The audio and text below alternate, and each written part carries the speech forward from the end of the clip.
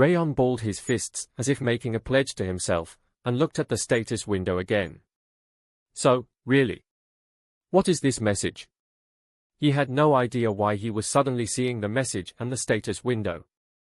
He could only tell from his instincts as an assassin that it was not going to hurt him. It probably has something to do with my reincarnation. He vaguely assumed that there was a connection between the message and the reason he was reborn with memories from his past life. It seemed he had to figure it out slowly, just as he had to do on his quest for Dearest Robert's head. Let's not be impatient and take it slow.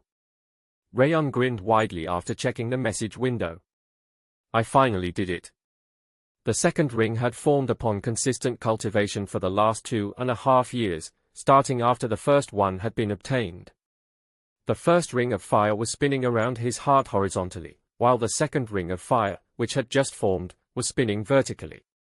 Perhaps it was due to the message that his affinity had increased, but he did feel more sensitive towards the mana drifting in the room. It was clear that the message was giving him a special benefit. To think that I managed to create 2 rings of fire by the age of 5. It would be a first in the history of the continent for a child of the young age of 5 to have picked up the legendary practice of the Ring of Fire. His heart swelled with pride. I don't want to cause them any harm. Sylvia, Helen, and the other maids had only showered him with kindness. Though he was going to leave and could not provide help, he did not want to abuse their kindness. Phew. The door burst open just as Rayon was about to begin his practice again. My son. Sylvia entered. While she was smiling, her face looked pale. Mother? He had to call her mother properly now that he had passed 5 years of age.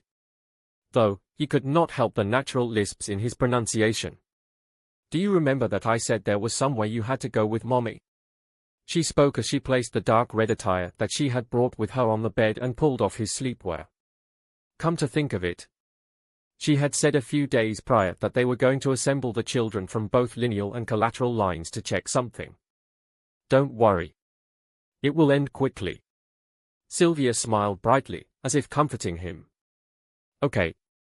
How is my darling son, so kind and good-looking?